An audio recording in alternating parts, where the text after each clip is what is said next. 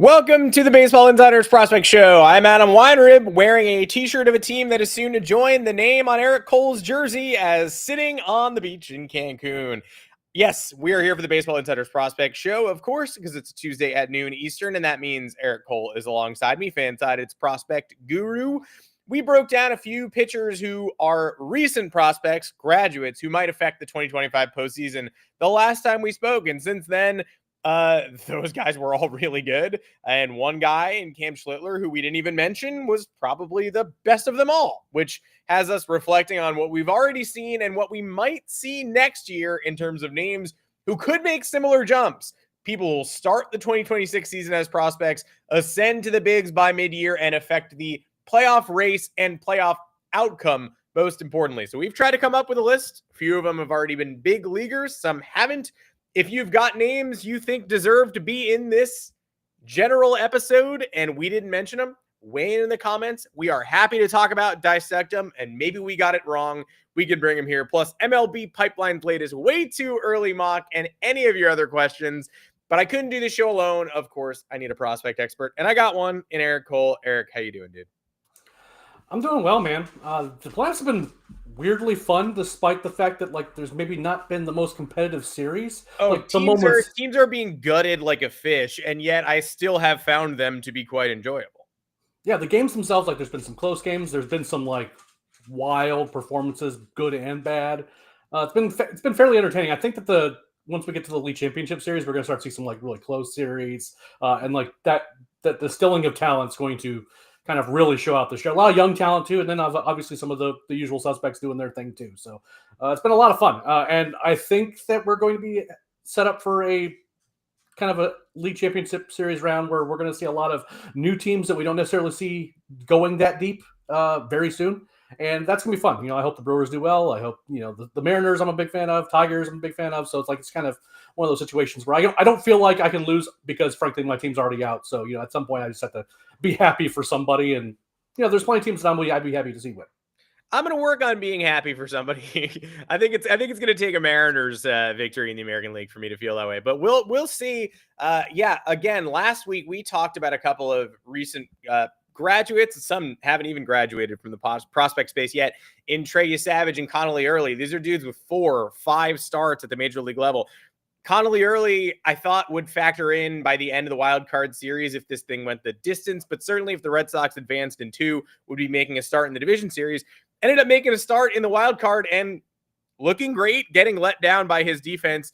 Unfortunately, falls a step below on the pedestal behind Trey Savage and Cam Schlittler, his direct opponent in that game, who threw 8 12K no-walk innings in a deciding playoff game against the Boston Red Sox, just breezing 99-mile-an-hour sinkers and 101 up in the zone past the entirety of the Red Sox order. He caught Alex Bregman looking. He got Trevor Story.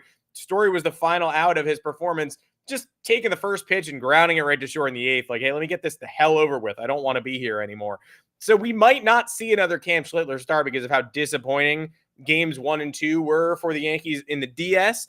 We might not see another Trey Yesavage start in this round, but he was pulled at 78 pitches to preserve him for either a Game 5 or the American League Championship Series, with the Blue Jays 1 win away from getting there. There's another name who has not been mentioned yet by me on this podcast, nor was he mentioned by us last week.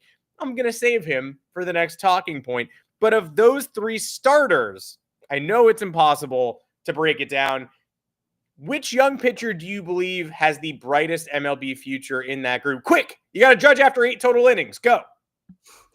So I think that in terms of pure upside, the answer is Schlittler, just because with that fastball, there's a chance that that fastball is just his fastball, which he throws variations of 80+% of the time. If it is literally that good, he is a frontline starter, going to be a Cy Young candidate, right?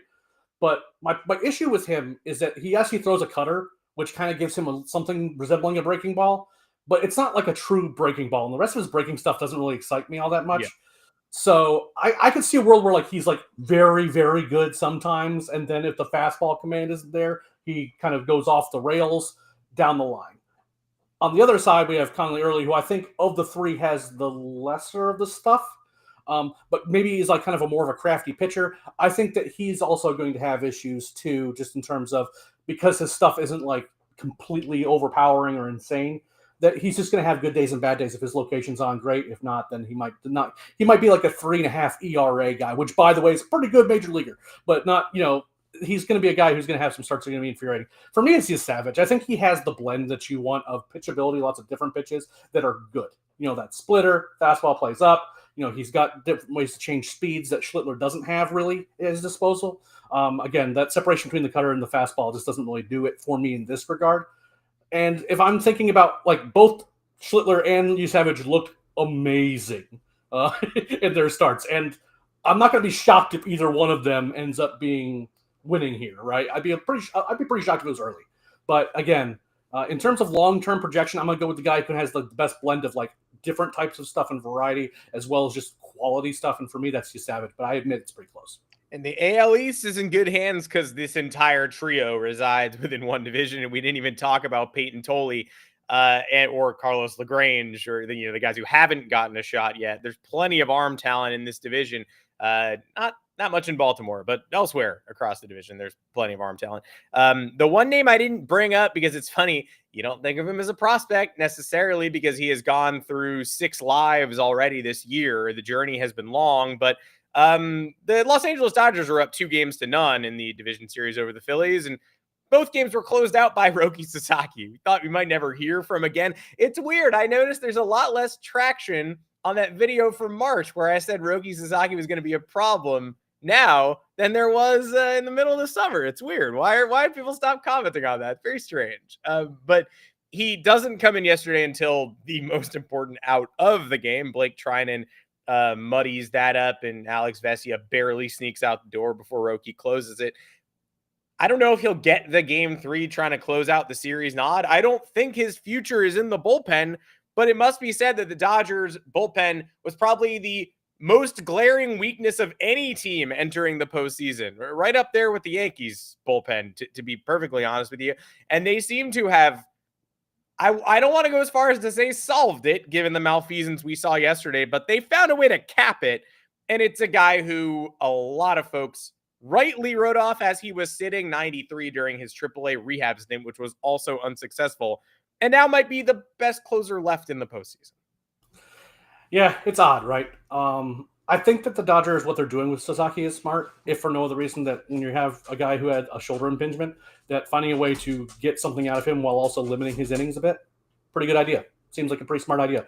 I didn't think he was going to be quite this good. I didn't think that the velocity was going to be there, and instead he's just like, snapping off splitters that are unhittable and throwing 98, 99, and you're like, okay, well, then if he's going to do that, then yeah, he kind of fits the mold of a pretty good closer. I've spent a lot of time already this postseason just watching people do stuff and going, okay, having that exact response. Like, all right, cool. Yeah, I mean, like, what are you going to do? I mean, like, especially when it comes to relievers, like you see like, John Duran just throwing 101 just like routinely, and you're just like, I mean, what do? You just go back to the dugout and be like, I couldn't even see the pitch. And, Roki's kind of the same way. The bottom drops out of that splitter sometimes, and you're just not going to swing. You're not going to hit it. You're going to swing at it because it looks like something that you should try to hit until it's far too late. So, again, I don't think he's going to be in the bullpen long term unless there's another injury concern. If he has other issues this offseason, for example, maybe you have to pivot and turn him into your late game guy. If the Dodgers are going to make a run, they're going to have to get basically this version of Roki Sasaki the rest of the way, because this bullpen is actively bad. Blake Trinan has not been shy, and he has been saying he is not good, and that is absolutely correct. Alex Vesia has not looked particularly sharp lately. Who do you trust in that bullpen outside Sasaki? And that's kind of a stretch because Sasaki doesn't have this track record of success. We're like, well, at least we can rely on that guy. No, he's been good in 2 games in that role, but maybe there's a team that understands a little bit more about how he sequences pitches or is better at squaring up or spinning on, splitters or something like that. Those are all things we don't really know yet. But again, based just on what we've seen so far, Sasaki might just be the Dodgers' best pitcher, period, outside of maybe Snell, who looked really good too. Yeah, guess what? Blake Snell also looked great.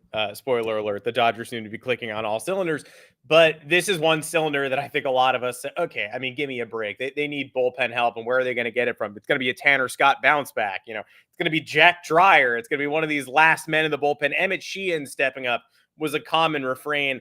And I certainly did not see, 8 miles an hour added to the fastball midseason. Roki Sasaki going back to the lab. Jeff Passan had a great piece yesterday. And long term, is he a closer? No. The best version of the Dodgers? Absolutely not. They are not going to eliminate the possibility that he is a high impact starter. He came here to be a high impact starter. If a team in free agency told him, thanks for showing up early ahead of your big payday, you are a closer now, he would not meet a second time with that team. So he's coming to camp next year as long as he is healthy as a starting pitcher. But for now, hard not to have a lot of faith in him in this completely unfamiliar role and unflappable twice in the should be scary of city of Philadelphia. So I got to give him all the credit in the world. An inexperienced, not an inexperienced pitcher, but an inexperienced closer on American soil going to Philly, a hostile environment, a 1-run game. Trey Turner at the plate yesterday. He's done in 2 pitches. He got completely sawed off. So I thought the hostile environment would be a test for him. Maybe it was, but he passed it swiftly. And so add Roki Sasaki to the group of impressive recent prospects who've made their mark on this postseason. Now, I know it's early to judge, but if we're naming names, which top prospects do you think join this exclusive club next year, rising up and impacting the MLB playoffs? And this was tough because as you're going down the list, you not only have to decide who you think is appearing in the major leagues and making a significant impact next year, but making a significant impact on a postseason bound team. So I struggled with Basayo. I don't even know if he necessarily counts because I don't know how much I believe in the Orioles. He was in my thought process. Connor Griffin, of course, I think you and I both think he gets a crack at the bigs next year, but it would be a pretty big logic leap to say Connor Griffin, center stage, NLCS, I see it, Dodger Stadium. Not 2026 in my humble opinion, but there were a few that stood out to me. I'm curious who stood out to you as well, and maybe I'll counter if you don't mention the guys I'm thinking about. But which prospects do you think could make the jump to the bigs, impress enough, earn playoff roles with good teams, and make an impact next October?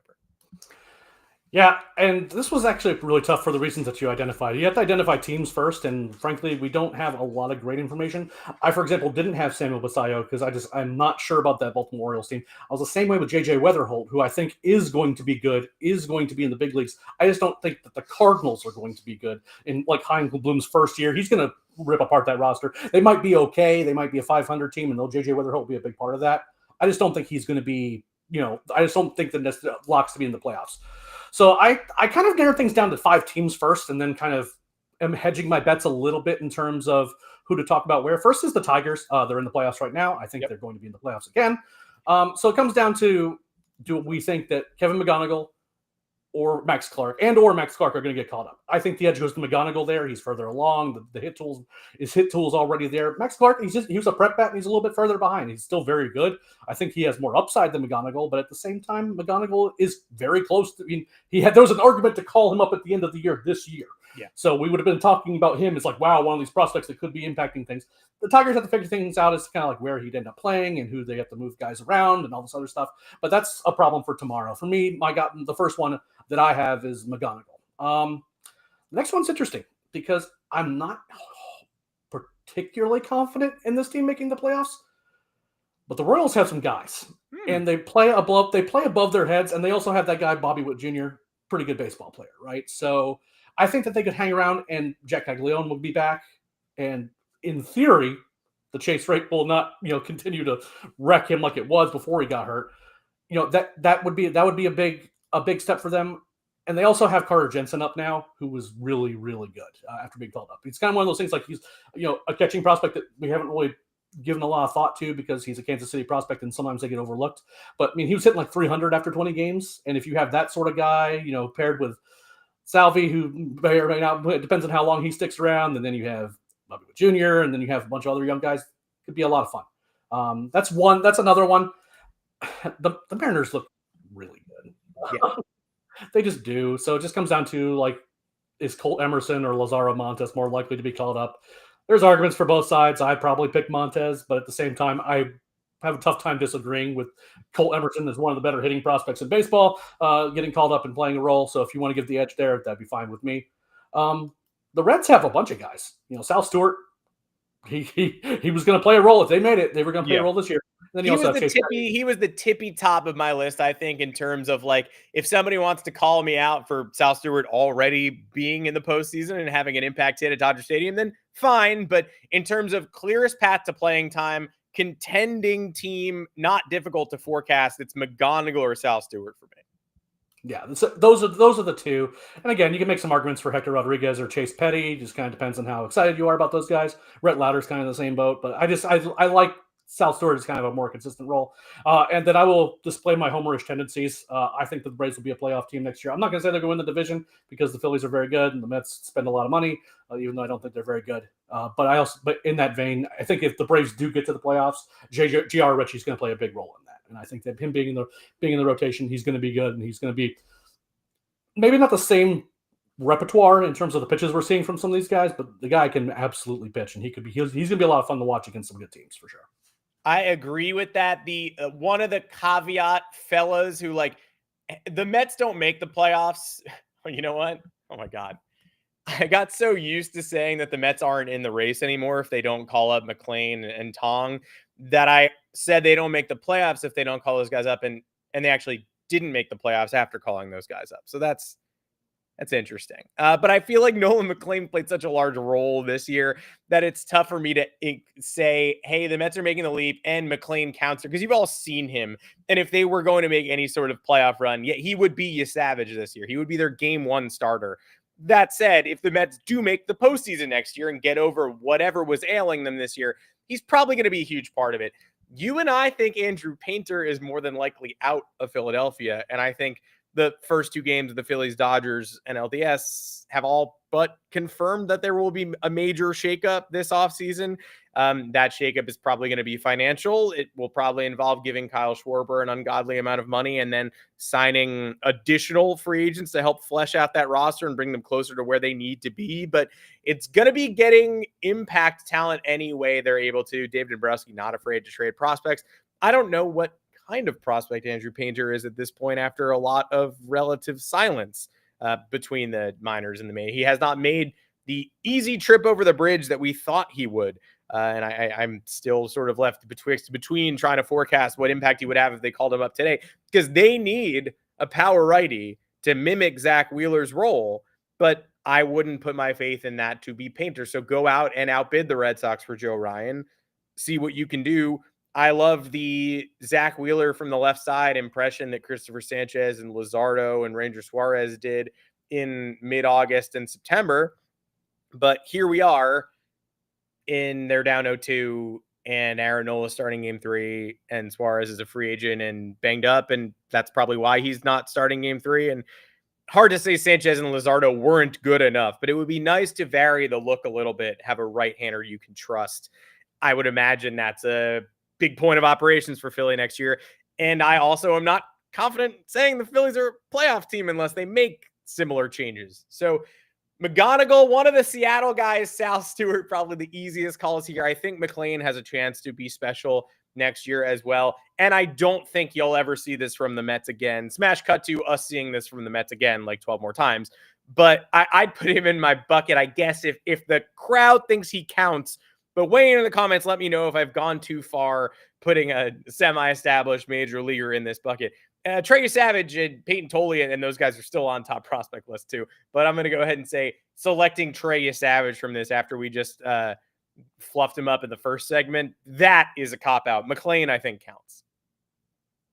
I'm good with both the names, if I'm just being honest about it. And it's going to be really interesting, again, as fast as guys are getting promoted, like, is next year's draft class going to make an impact on the postseason? Like, it could happen, especially if the Angels are anywhere close. If they're anywhere close, whoever they pick in the first round is definitely going to be in the mix. So it's a lot of fun to kind of think about, because at the end of the day, once we get to next year, all bets are off, and someone's going to emerge and be like, oh, this team we didn't think was even going to be remotely close to the playoffs, and this guy we hadn't really thought much about turned into monsters. Before we sign off, MLB Pipeline's latest 2026 mock came out. Talk about draft here, guys. I got Roch Cholowsky #1 because, of course, they do. Twins and Pirates in the second and third slot. They've got the Orioles projected to take George Lombard Jr.'s brother Jacob at 4. Interesting. Hope that does happen. Anything stand out to you from this, obviously, pre-lottery projection of next year's top of the draft? Anybody you're looking at early? It starts with Cholowsky. He's probably, and I'd have to think really hard about it, because once you kind of go back a number of years, you can start really kind of entertaining some strange ideas. But he's one of the better shortstop prospects, period, in at least the last 5 years. Might go back further than that. Now that could change, absolutely. There's certainly been times where these fall, way too early lists. We're like, wow, this guy's the next big thing, and then he has a bad spring, and you're like, what were we thinking? Yeah. You know what I mean? That happened this year with #1 overall, picks that just turned into kind of other guys that now you have to take bets on and hope that they turn something, they turn into something. But Cholowsky, I am, as a fan of a team that needs a shortstop and needs one quickly, I am very much interested in getting the #1 overall pick, because that's who I'd be picking around the spot. Other than that, it's a lot of prep names, and with this kind of, I don't really put a lot of stock into it until we get kind of how the guys look in spring ball, things like that, just because pitchers and guys come in with different types of shape and all that sort of stuff. So I just don't want to go too much, but I do think that they got the #1 pick right for sure. Agreed. And AJ Gracia in the 7 spot, transferring from Duke to UVA with new leadership in Virginia. Give me a big year from him. I am very excited. 7 feels higher than I expected on this initial one. I don't know if I can confidently say he'll fly higher than that, but I am excited to see what he does in that program that had a bit of turnover. So who are your favorite prospects who you want to see in the postseason next year? Think you will? Or again, JJ Weatherholt, you think he's going to have a big year, maybe a rookie of the year, but is going to be on the outside looking in October? Let us know. Weigh in the comments or find us in the Baseball Insiders Discord. You can also read prospect content and more on fansided.com/baseball-insiders, and subscribe to the Moonshot for weekly insights directly to your inbox from Robert Murray, Eric Cole, and myself about prospects and the scope of the game. Join us right back here tomorrow, 3 o'clock Eastern, talking to Robert Murray about the postseason so far. Hopefully he'll be back from Milwaukee. We will chat 3 o'clock Eastern in the Discord on Thursday. See you all then.